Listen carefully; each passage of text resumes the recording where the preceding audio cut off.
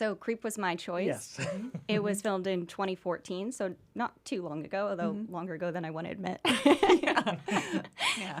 I loved this movie because I think it's so relatable.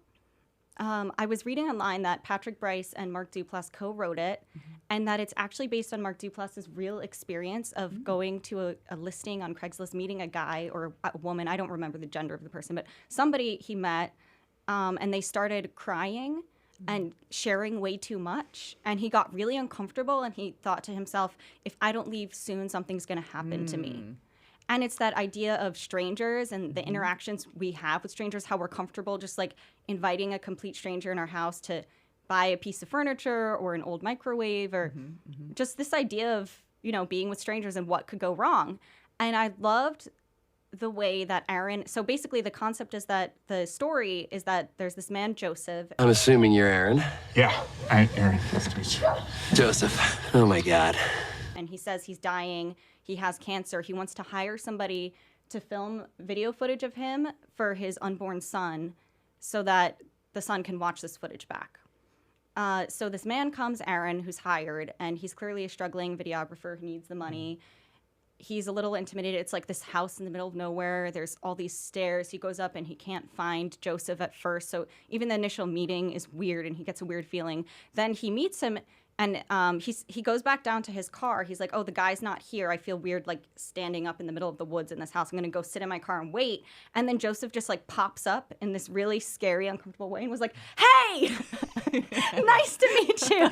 Thanks for coming out. And then he's overly nice. And then Aaron is kind of the nice guy, so he doesn't want to be rude. And I loved that idea of not wanting to be rude because I struggle with that all the time, and I think so many people do in life. So relatable. So it's like not wanting to be rude, but then to the point of like your life is on the line. Like it's actually a safety concern as the movie goes on. And that's what I loved about this movie. It was one of the parts that he kept saying he would like scare him out of nowhere. Oh my God. Aaron. And say, oh, I'm sorry. Sorry. Didn't mean to do that. Keep doing that. One of the things, and obviously they wouldn't have a movie if he really used his, you know, his intuition and just left. But you start seeing that as a viewer, you could say, oh, he should have left. He should go right away. But how many times have we been in situations, and I'll speak for myself, where I should have probably just left. And I didn't because you try to think the best of people. Always. And I think that's what you were saying. It's hard when it's hard to tell somebody the truth or be blunt. Those are the people, unfortunately, in these films, it's saying those are the people that it doesn't end well for. And there are times where we might be uncomfortable, but it is the right thing. And I thought the acting was great. Mark Duplass, I thought he was really good in that. And you know, scary and creepy, but also the type of person you could just see walking down the street. You can relate to it. You would see that person like Yep. on the subway, when you're walking down the street, when you go to a Craigslist listing, you could definitely, and I think we've all encountered that person to an Definitely. extent. Yeah. Yes, definitely. That's why I think it resonates. We have found ourselves in those situations where we're so locked into the social contract and so afraid to commit a faux pas and so afraid to be embarrassed or it seems silly that, like you said, we linger in these situations much longer than we should because we're just afraid to break that facade. Absolutely.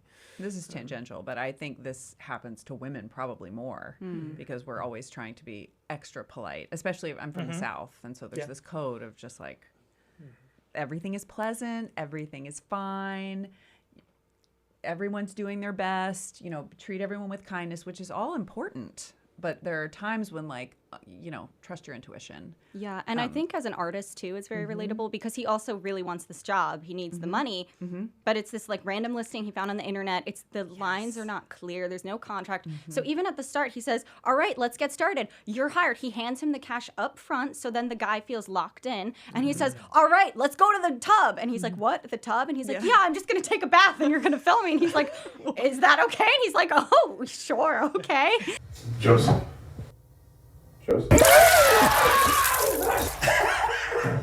like just trying so hard to go with the flow. He's like, this man's dying of cancer. Like, gotta be nice. This is his unborn son. The video is for. I'll film him in the bath. He's gonna get undressed. This is a little weird. You can feel yourself making the excuses for him. Like, oh my God, why would he not leave? Well, because as you said, he has an unborn child and he's trying to do bath time. So of relatable. course. And it's funny. I remember the first time seeing it.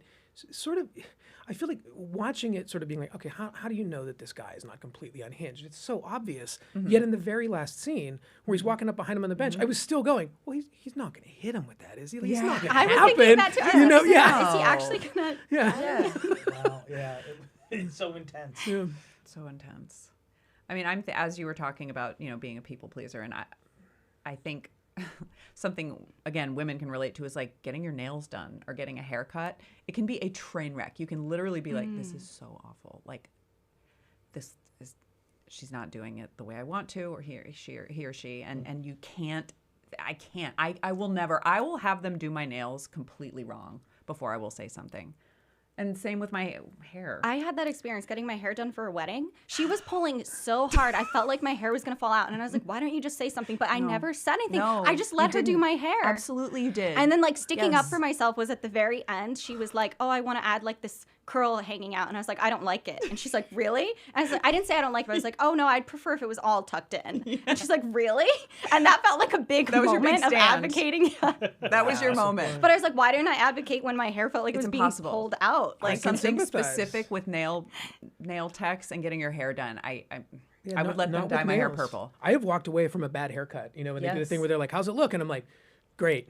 Yeah, I'm just not going to tell you that this Thank you isn't so what I much. want. Yeah. Here's an extra tip because I'm compensating for the fact that I really If mad you at could read myself. my mind, it's bad. So here's the extra money. Exactly. Okay, don't Just in follow case. me home or anything. Oh, I'm booking another appointment. Oh, I'll be back next week. Oh, God. So in summation, this is me in a nutshell. This is your dear old dad, warts and all. Hey everyone, please like and subscribe. Thank you for coming down the rabbit hole with us.